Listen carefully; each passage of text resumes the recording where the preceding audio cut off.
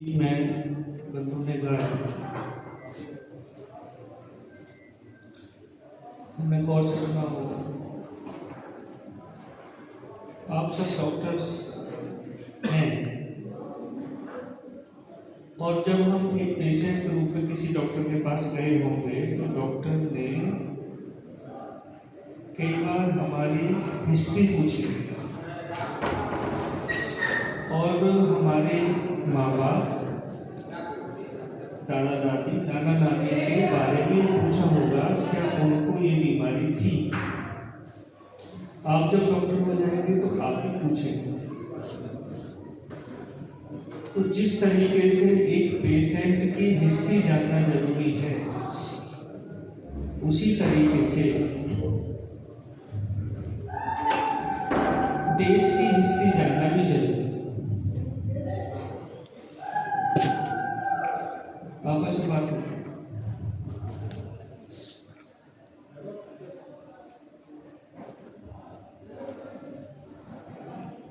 हमारे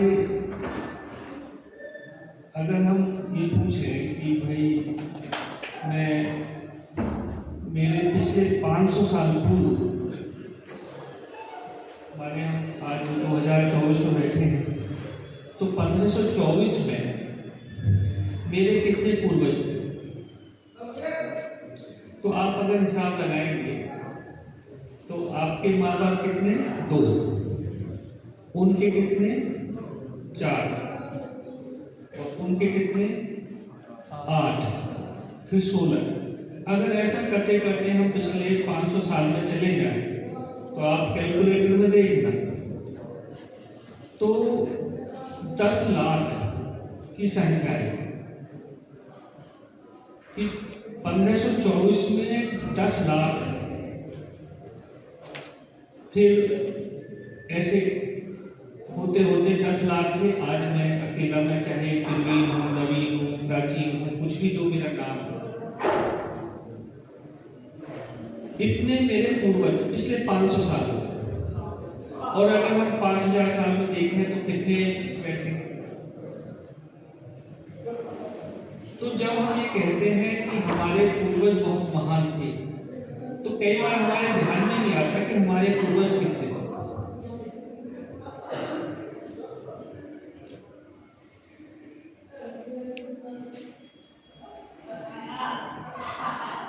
तो हमें उन पूर्वजों का अध्ययन करना। कई बार जब आप अपने ग्रुप में बैठेंगे तो आपके कई साथी ये कहेंगे कि भाई कल की बात मत करो, इतिहास की बात मत करो, आज की बात। लेकिन आजकल तो मोबाइल है, सीधे फोटो खींच जाते हैं और प्रिंट आउट ले लेते हैं। पहले नेगेटिव से पॉजिटिव बनता था। अगर हम आज 2024 में बैठकर 2025 या 2124 की बात करेंगे तो हमारा एक इतिहास हो और हम अपनी MBBS करने के बाद या कोई भी डिग्री करने के बाद मान लीजिए हम किसी दूसरे देश में सर्विस के लिए जाएंगे तो हमारे साथ साथ एक तो हमारा पासपोर्ट होगा और एक हमारी हिस्ट्री होगी। मैं पिछले महीने चाइना में था तो वहाँ का जो आम आदमी तो पूछते हैं कहाँ से आए हैं, तो बोले अच्छा हिंदू। तो जब हम जो भारत से जाते हैं तो हमको वो हिंदू नहीं बोल पाते, हिंदू, अच्छा हिंदू। इसी तरीके से आप किसी भी देश में जाएंगे तो आप अपना एक इतिहास लेके जाते हैं और लोग आपको उसी नजरिए से देखते हैं।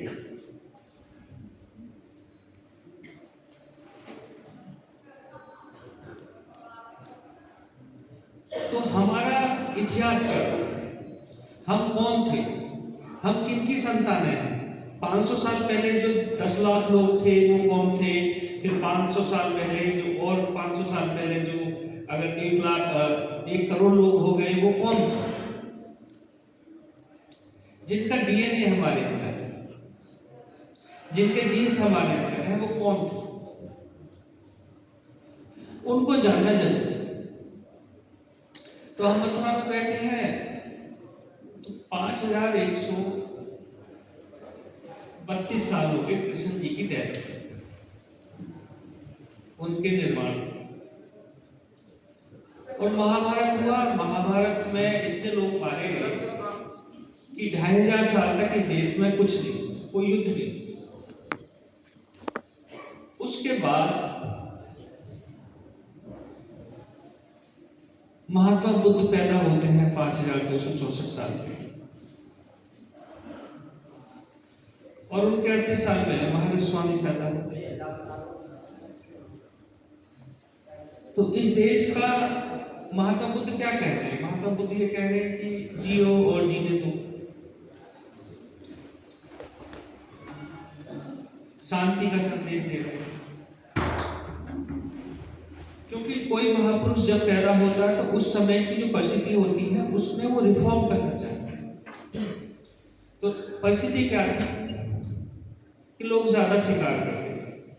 तो महात्मा बुद्ध और महावीर स्वामी ने कहा कि तुम शिकार मत करो, अगर आपको खाना ही है तो मरे हुए का खाना, मारना नहीं। उसके बाद एक समस्या है कि लोगों ने जब शिकार ही नहीं करना तो फिर भाला क्यों रखना, तीर तलवार क्यों रखने, तो घर में हथियार रखने छोड़ दिए। और जब घर में हथियार रखने छोड़ दिए तो भारत में अटैक होने से, अटैक किसके घर पे होते हैं? मान लो आप किसी गांव में रहते हैं या आप किसी मोहल्ले में रहते हैं तो किसके घर में चोरी होती है? जिसके घर में कुछ होगा। तो हमारे घरों में कुछ था, तो वो क्या था? तो वो सोना था। ये सोना आया कहां से? भारत के प्रत्येक घर में सोना होता, और सोना भी सोने के सिक्के गिन के नहीं रखे जाते। जैसे आप आलू की बोरी ले आए मार्केट से और डाल दें, इसी तरीके से बोरे में आते थे और डालते थे तुल के, जैसे आलू तुल के बिकता है इसी तरीके से सोने को तोल के बेचते। तुलाई नहीं आती। कैसे आते थे? 1820 में ब्रिटेन की संसद में बहस हुई और एक व्यक्ति का नाम आपने बहुत सुना होगा, Lord Macaulay. Lord Macaulay Bharat में 17 साल रहा और 17 साल में उसने स्टडी करके वो लंदन की पार्लियामेंट में बोल रहा था, हाउस ऑफ कॉमन्स। बोला मैं भारत में 17 साल रहा, भारत में मैंने कोई भिखारी नहीं देखा, भारत में मैंने कोई चोर नहीं देखा।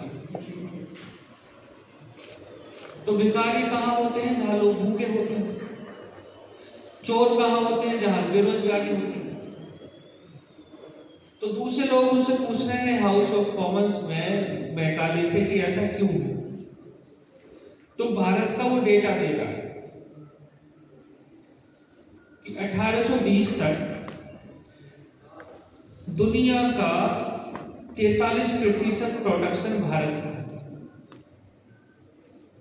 और दुनिया में जितना भी एक्सपोर्ट होता था 1820 तक, उसमें 33% एक्सपोर्ट अकेले इंडिया से।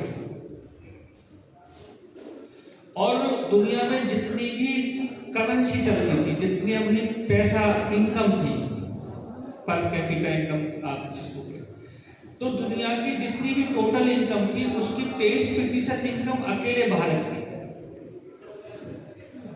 तो ये इनकम क्यों थी? इनकम इसलिए थी, अभी आप बहुत सारी किताबें पढ़ेंगे तो कई बार बहुत सारी कंफ्यूजिंग बात है। 2 सेंटेंस आप जाने कितनी किताबों में पढ़े होंगे। जैसी किताब को खोलेंगे तो उसका प्रथम अध्याय होगा तो प्रथम सेंटेंस क्या होता है? कुछ किताबों में होता है भारत एक कृषि प्रधान देश,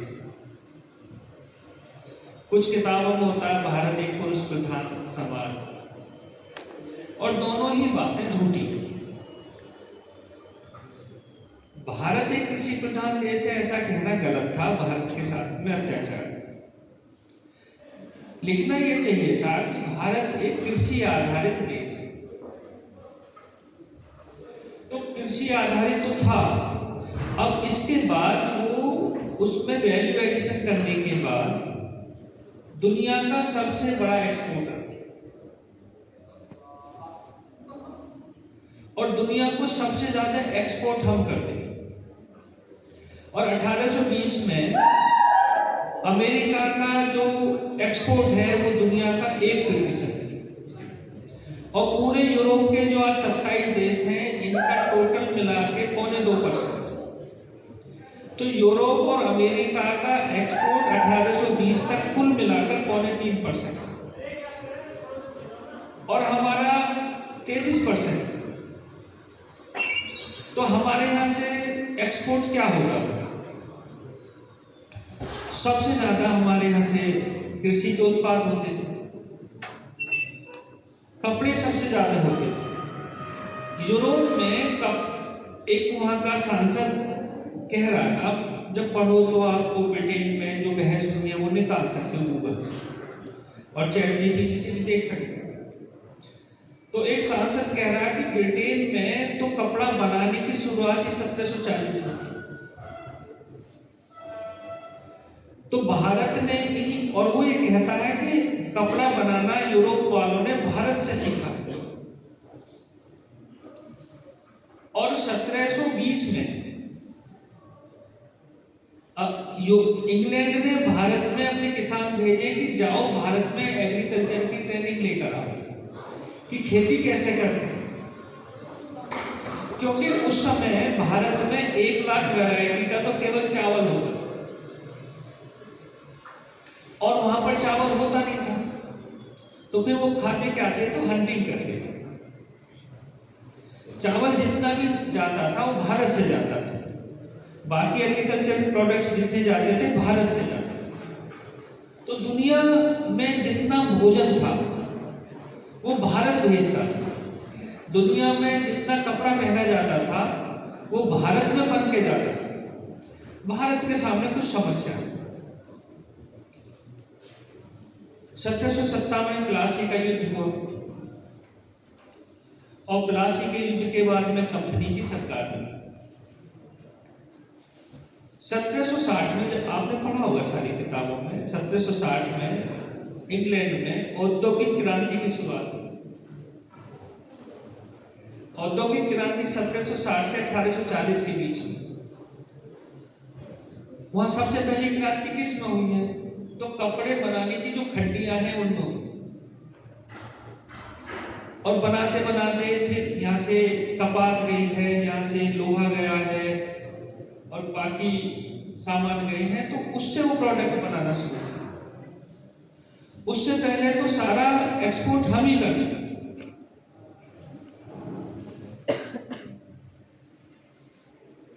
और बहुत सारी बातें आपने सुनोगे कि भाई आपके दिमाग में, भारत के अधिकतर बच्चों के दिमाग में एक बात बैठा दी गई है किताबों के द्वारा, सिलेबस के द्वारा, कि हम तो बहुत गरीब देश थे, हम तो बहुत बेरोजगार देश थे और भारत तो बहुत पिछड़ा देश था। आज भी भारत के बारे में कहा जाता है भारत तो विकासशील देश है। और ये जो सारा का सारा कंपैरिजन है वो जीडीपी का है। और जीडीपी में का जो ये पैमाना है ये भी थोड़ा भ्रामक पैमाना है। फिर तुलना होती है रुपए की और डॉलर की, कि देखो $1 में 88 रुपए आता है। पहले ऐसा नहीं था। जो देश ज्यादा एक्सपोर्ट करता है उसकी करेंसी बढ़ती है। तो पिछले 70-80 सालों में अमेरिका ने ज्यादा एक्सपोर्ट किया, तो इसलिए डॉलर की कीमत बढ़ी। फिर कुछ साजिश, तुमको बोलो, तुम इधर,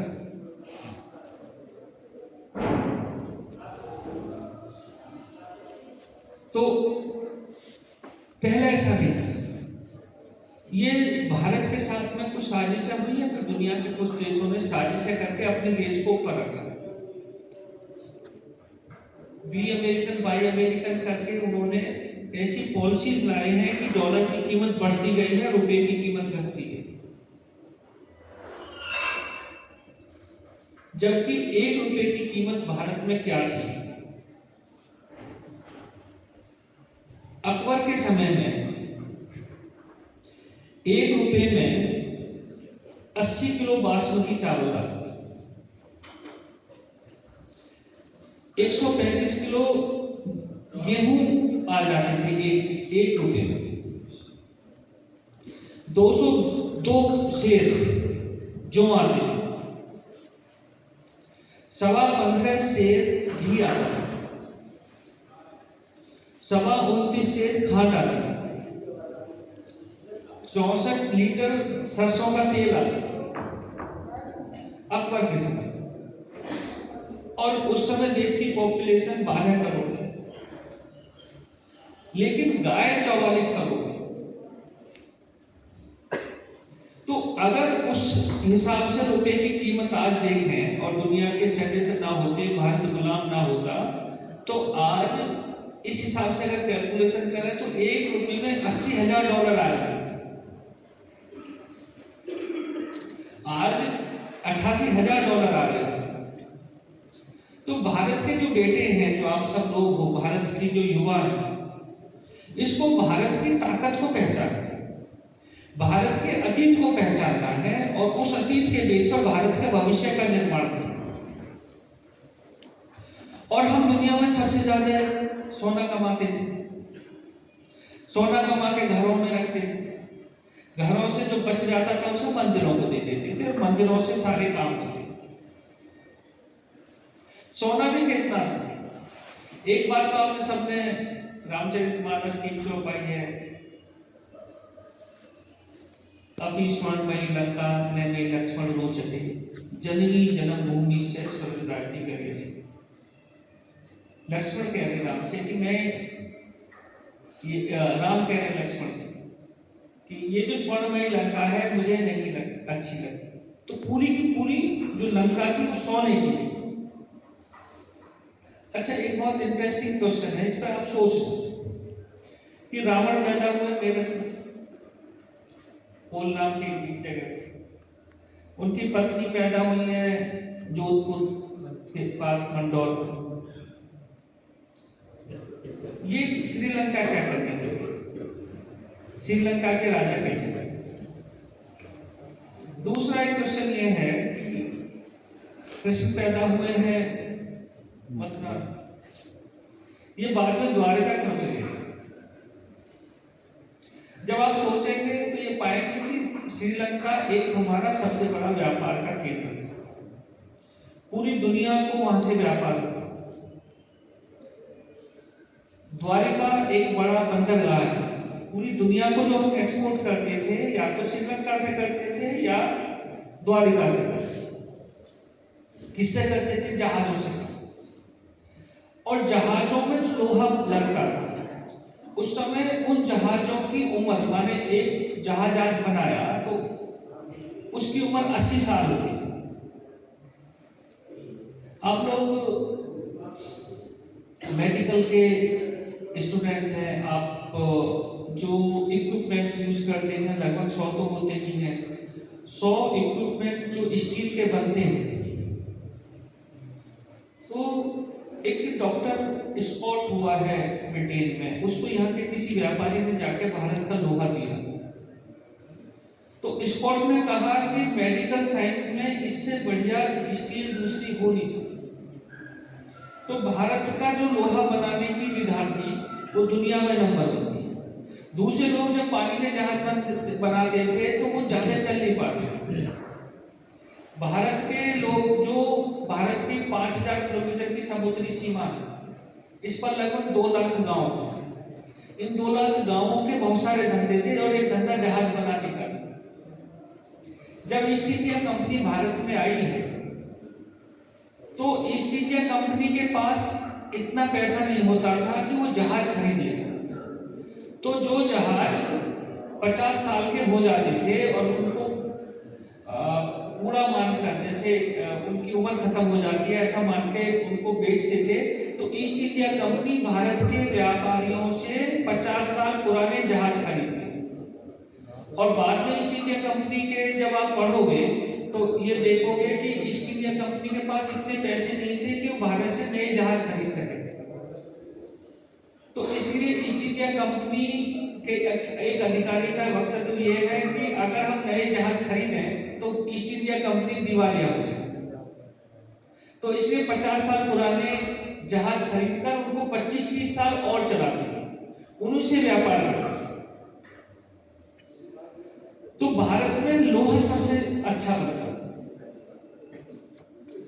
लोहा इसलिए ज्यादा अच्छा बनता था कि देखो लोहा कहाँ बनेगा, फैक्ट्री में बनेगा। फैक्ट्री में क्या होगी, टेक्नोलॉजी होगी। टेक्नोलॉजी कहाँ से आएगी, एप्लाइड साइंस से आएगी। एप्लाइड साइंस कहाँ से आएगी, बेसिक साइंस से आएगी। बेसिक साइंस कहाँ से आएगी, तो कॉलेज से आएगी, तो स्कूल से आएगी। ये तुम्हारे पीछे जो बैठे जिन्होंने पूछा, हाँ बात। तो बेसिक साइंस अच्छी। तो भारत में 18 बेसिक साइंस बहुत अच्छी, उनमें नंबर 1 था खगोल विज्ञान। अब आपको दुनिया में सबसे ज्यादा जो अच्छा ऑर्गेनाइजेशन आप भी पढ़ते हैं, नासा।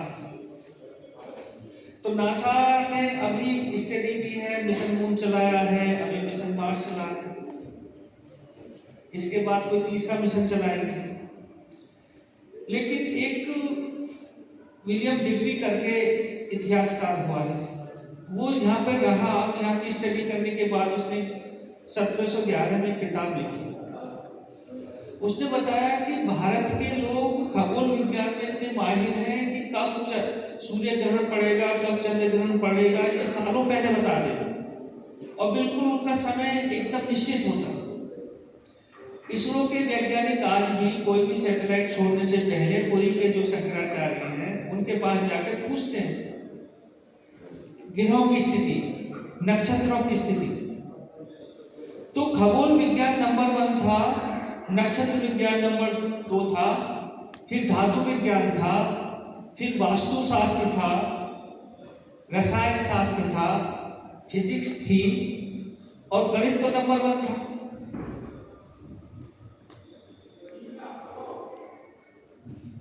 एक मैक्स मूलर ने सबसे ज्यादा स्टडी की है भारत के बारे में। बाद में उसने कुछ भारत के बारे में गलत बातें भी कही, क्योंकि उसको जो किताबें लिखने का पैसा जो लोग देते थे तो उनके अनुसार वो लिखता था, लेकिन उसने कुछ बातें बहुत सही की।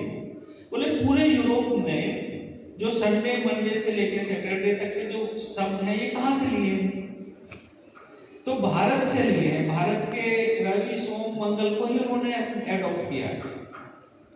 भारत की वर्णोत्तरी कोई भारत की जो गिनती है वैदिक गणित है, भारत की गणित को ही उन्होंने अपनाया। और ये तो गानों में भी आपने लिखा है, देख सुना है, देता ना दशमलव भारत। तो दशमलव और जीरो ये भारत नहीं दिए, भारत ने ही पूरी दुनिया को गणित सिखाया। एक वैज्ञानिक हुआ है गैलीलियो, किसने नाम सुना, सभी ने सुना, सभी ने सुना। कोपरनिकस का नाम सुना। तो कोपरनिकस जो पृथ्वी, कोपरनिकस को उन्होंने, गैलीलियो को उन्होंने इसलिए मार दिया था कि उसने ये कहा कि धरती गोल है, तो उसको फांसी दे दी। कोपरनिकस को उन्होंने रुई से बांधकर रुई में आग लगाई थी और रुई में बांध के मारा था, क्योंकि वो ये कहते थे कि हमारी किताब में तो ऐसा नहीं लिखा हुआ। तो कोपरनिकस ने पहली बार बताया कि भारत से जमीन से सूरज की दूरी कितनी है। लेकिन कोपरनिकस जब बता रहा, उससे भी 1200-1400 साल पहले आर्यभट्ट इस बात को बता रहे हैं। और आर्यभट्ट के बाद तुलसीदास जी ने जब हनुमान चालीसा लिखा है तो उसमें लाइन आ रही है, युग सहस्र योजन पर भानु लील्योताय। तो तुलसीदास ने जो लिखा है वो आर्यभट्ट के अनुसार ही लिखा है। और नासा ने जब आज जमीन से सूरज की दूरी बताइए, बिल्कुल एक्यूरेट क्यों हुई? तो नासा आज तक केवल 2 ग्रहों का अध्ययन कर पाया है, वो भी थोड़ा थोड़ा। तो भारत में 9 के 9 ग्रह, 27 नक्षत्र की स्थिति पहले से, और उसके अनुसार जो पंचांग बनता है उसमें सूर्य ग्रहण कब होगा, चंद्र ग्रहण कब होगा, ये तो आज से 50 साल बाद का भी पंचांग में पता चल जाएगा। तो इतनी एक्यूरेट स्टडी कहाँ हुई? वो भारत में। तो भारत ने दुनिया को पढ़ाया। दुनिया के सबसे ज्यादा विश्वविद्यालय भारत में हुए। 3 विश्वविद्यालयों के नाम आप सबसे ज्यादा सुनते हैं, तक्षशिला, नालंदा, विक्रमशिला। लेकिन उस समय भी भारत में लगभग 550 विश्वविद्यालय। आज पिछले 10-15 साल में बढ़े हैं, लेकिन आज भी भारत में 10 साल पहले तक तो 450 विश्वविद्यालय थे, आज 1100 हुए हैं। पूरी दुनिया के विद्यार्थी भारत पढ़ने आते हैं। 1834 में जो ब्रिटेन की संसद में बहस चल रही है, और मैकाले का जो गुरु है विलियम, वो ये बता रहा है कि देखो, हम भारत को ज्यादा दिन तक गुलाम नहीं रख सकते। कि क्यों नहीं रख सकते? कि भारत में मजबूत एजुकेशन सिस्टम कैसा है? तो बता रहा है कि भारत में 7 लाख स्कूल हैं। कब? 1834। वो आप इन सारे डॉक्यूमेंट्स को निकालना, आप पढ़ना इन पर, जिसका भी इंटरेस्ट हो। वो पूछ रहा है कि इतने सारे स्कूल, एक स्कूल में कितने बच्चे पढ़ते हैं? तो वो ये कह रहा है कि एक स्कूल में मिनिमम 20 है और मैक्सिमम 2000। बोले एजुकेशन का माने साक्षरता लिटरेसी रेट कितना है? बोले पुरुषों में 100% है, महिलाओं में 93%। तो लगभग 100%। और बाकी जो है ये, तो वो कह रहा कि इंग्लैंड में कितना लिटरेसी रेट है? तो इंग्लैंड में उस समय आम जनता को पढ़ने का अधिकार नहीं था, केवल राजा और प्रशासनिक अधिकारी जो होते थे उनके बच्चे ही पढ़ते थे।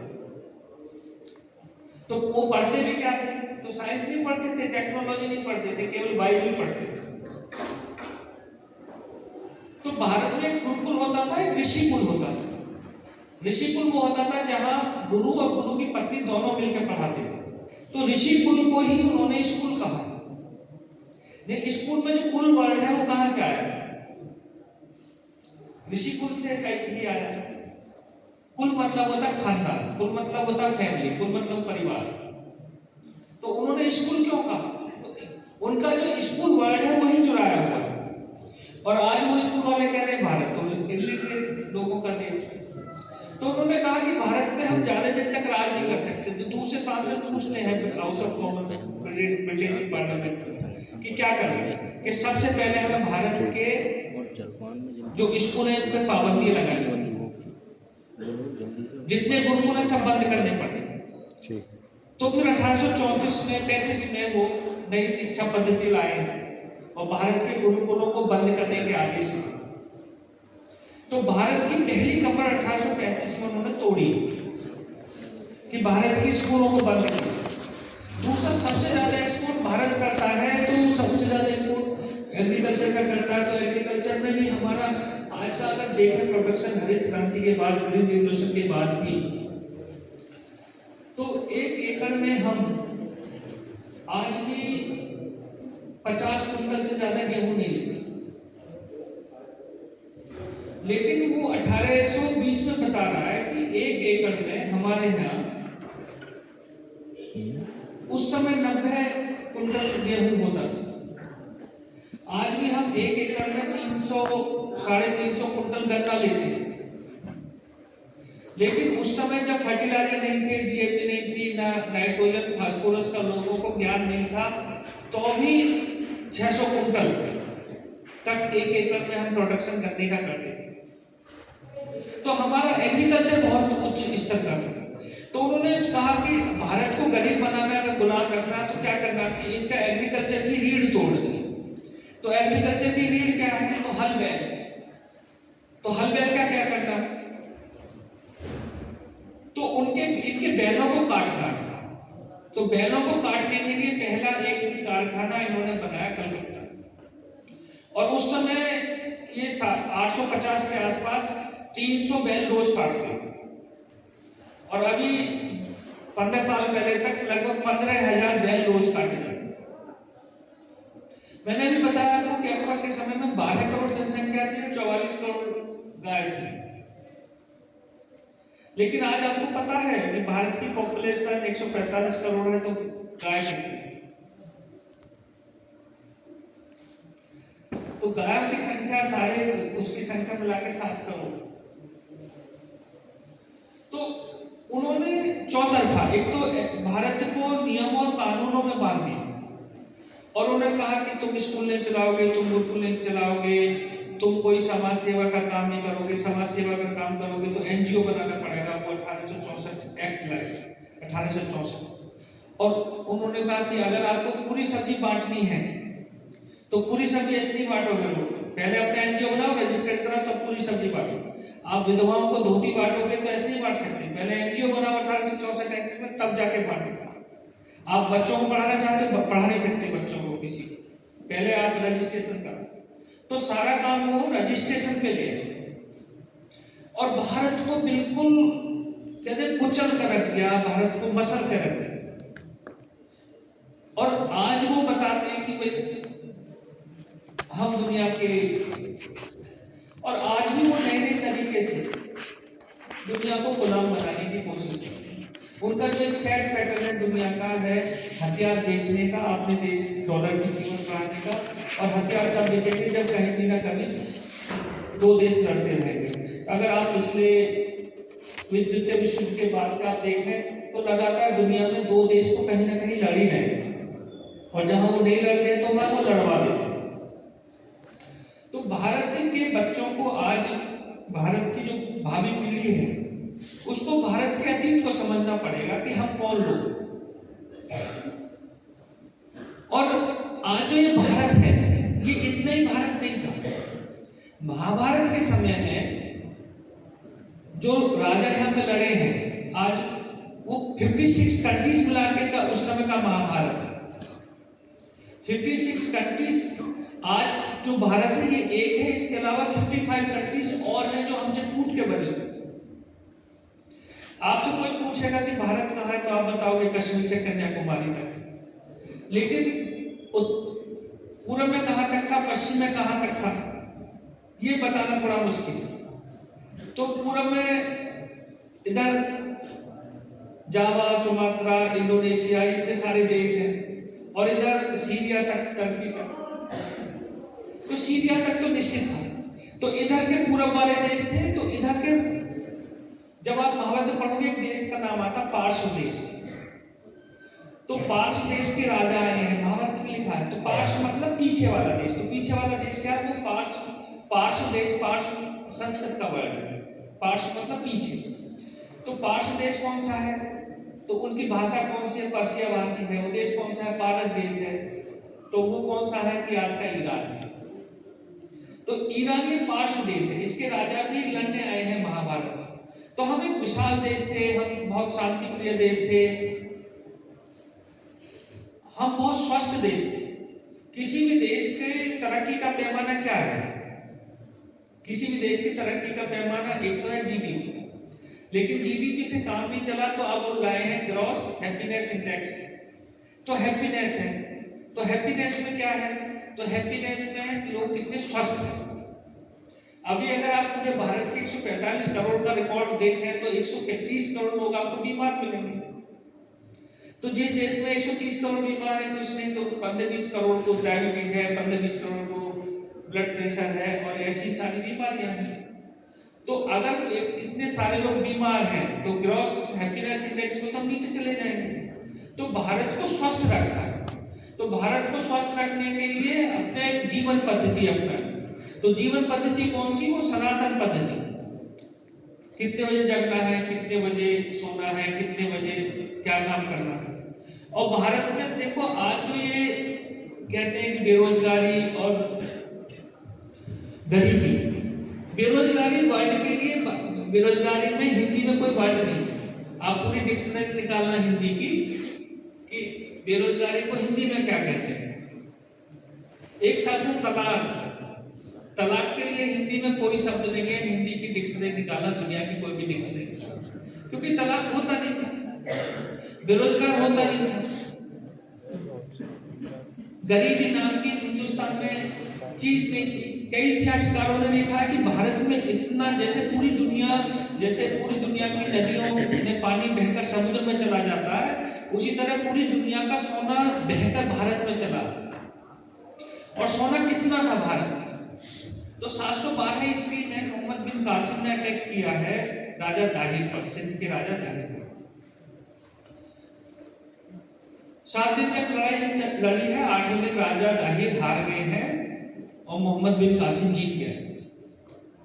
उसके बाद वो मंदिर गया है, देवी के मंदिर गया है। तो देवी के मंदिर में सोना है। तो कितना सोना है? तो 6000 मूर्तियां हैं। 6000 मूर्तियों में जो सबसे बड़ी मूर्ति है वो 30 मन की है, सोने की है। 30 मन, 1 मन होता है 40 किलो का, 40 सेर का। तो 1200 किलो की एक मूर्ति सबसे बड़ी। और ऐसी कोई 20 मन की, कोई 10 मन की, कोई 15 मन की, ऐसी 6000 मूर्तियां। और मंदिर के नीचे जो तहखाना था, उस तहखाने में से जो वो सोना ले गया है, उस सोने का वो है 17,000 मन। मन मतलब 40 किलो, 17,000 × 40 kg। इतना सोना मोहम्मद बिन कासिम सिंध में देवी के मंदिर से ले गए।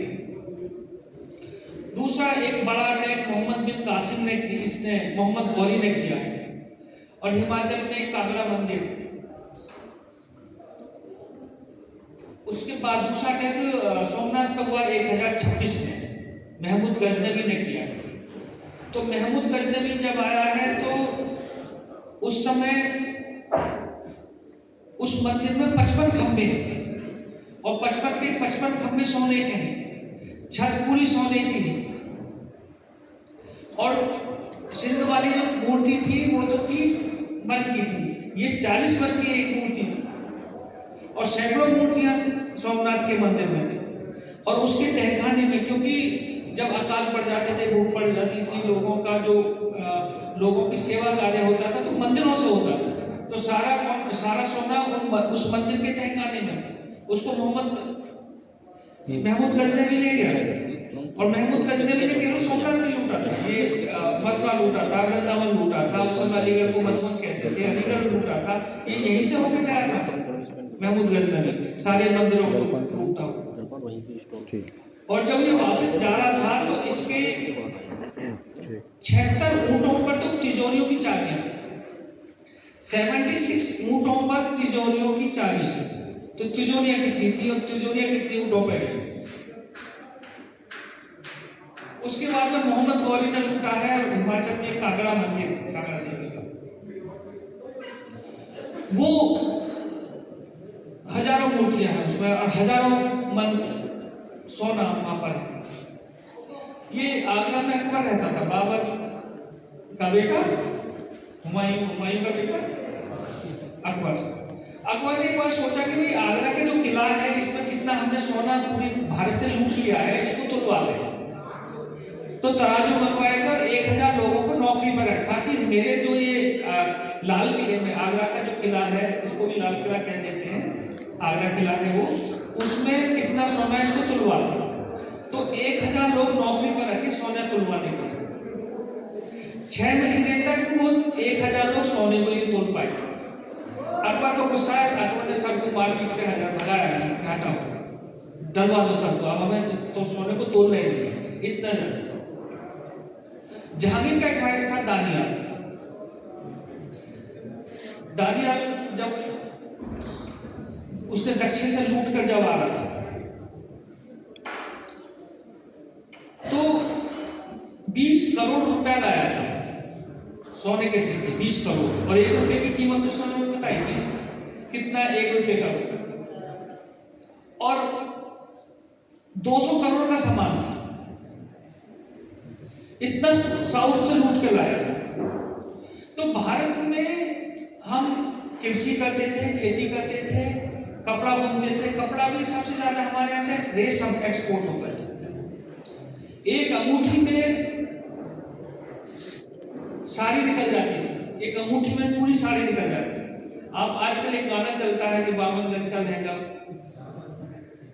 मटक के चावल। तो ये 52 गज में वजन कितना होता होगा? तो 52 गज में वजन होता था 4 रत्ती का। रत्ती 1 तोला होता 10 ग्राम के आसपास, रत्ती उससे छोटा होता। तो 52 गज का जो दामन है उसका वेट 4 रत्ती। और मैं पढ़ रहा था एक किताब, उसमें लिखा था औरंगजेब की जो बेटी थी, औरंगजेब के यहाँ जो रेशम आता था, एक व्यापारी जब लाता था, तो औरंगजेब की बेटी ने रेशम के कपड़े की 4 तह बनाकर अपनी समीज सिलवाई और उसको पहनकर वो आगरा के किले के ऊपर खड़ी हो गई थी। औरंगजेब को पता चला, उसने आके कुटाई करी उसकी। बोले कि तुझे तमिल को नहीं है, क्योंकि रेशम इतना ज्यादा पतला होता है। दुनिया का सबसे महीन रेशम वो भारत में पैदा होता था। इसलिए रेशम का एक जो ये भारत का इधर ढाका से लेकर एक रूट का नाम ही रेशम रूट है, और उज्जैन से लेकर अफगानिस्तान होकर एक रूट का नाम ही अफीम रूट है। तो भारत से ये जो अफीम रूट और रेशम रूट दोनों लंदन तक जाते थे। यहाँ घोड़े पे, खच्चर पे, ऊंटों पर ये व्यापार होता था, और फिर एक समुद्री मार्ग था, अमेरिका तक और इधर के देशों तक जाता था, जापान तक। तो भारत एक कृषि आधारित देश था। भारत में उत्पादन बहुत ज्यादा होता था और एक्सपोर्ट सबसे ज्यादा करके हम सोना कमाते थे। उसी सोने को लूटने के लिए दुनिया के लुटेरे भारत में आते थे, और कुछ लुटेरे तो लूट के चले जाते थे, कुछ लुटेरे लूटने के बाद भी परमानेंट यही रह गए। तो भारत को थोड़ा कुचला गया। भारत 1191 में इन्होंने मोहम्मद गौरी ने जो पृथ्वीराज की हत्या के बाद 1191 से लेकर 1947 तक का जो हमारा समय थोड़ा डार्क पीरियड था, हमारा अंधेरा था। और 1947 से लेकर अब तक भी बहुत अच्छा तो नहीं है, लेकिन प्रगति हो रही है थोड़ा सा।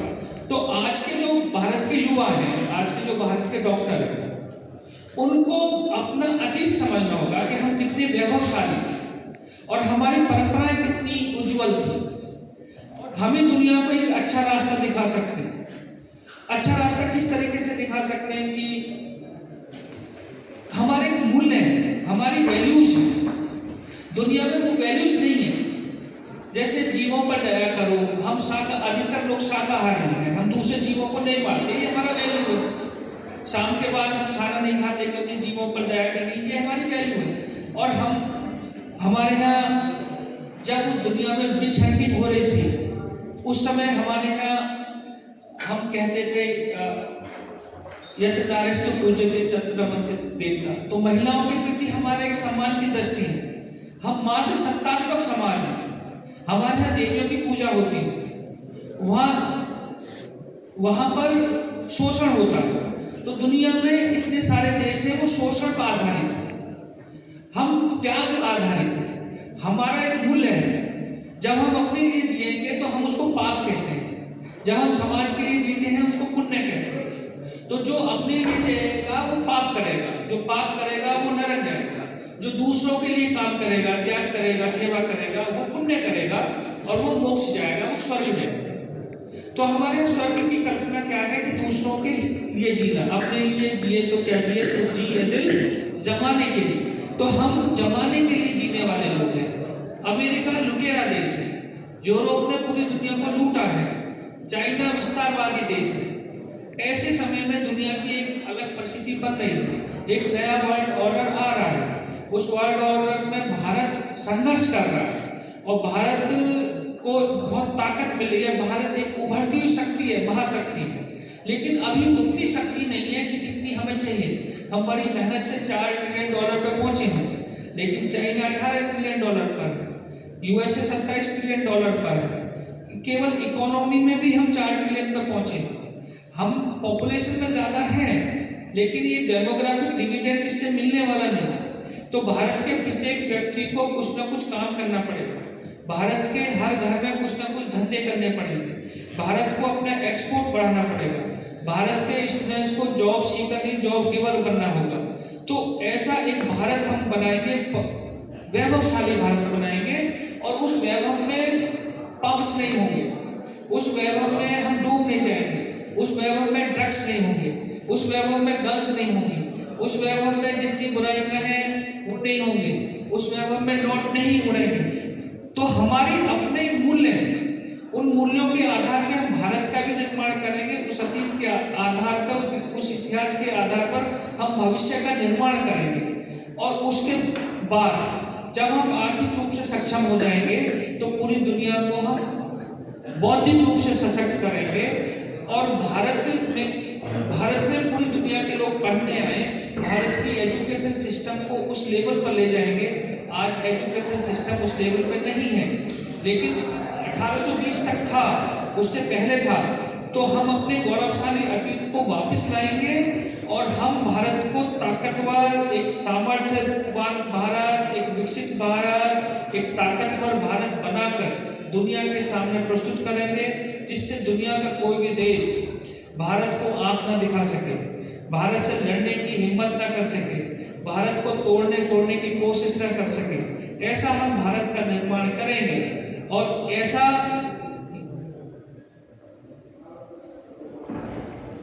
तब होगा जब भारत का सारा युवा